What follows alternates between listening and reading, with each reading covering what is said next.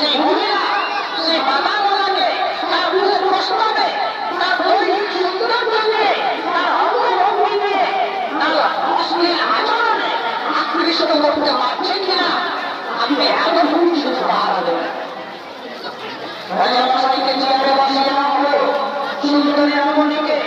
জেলখানার ভেতর ঢুকিয়ে দেওয়া হলো এবং তাকে বলে দেওয়া হলো, তুমি যদি ওই বাধাওয়ালা যুবকটির চরিত্র নষ্ট করতে পারো তাহলে তোমাকে অনাবশ্যক পুরস্কার দেওয়া হবে।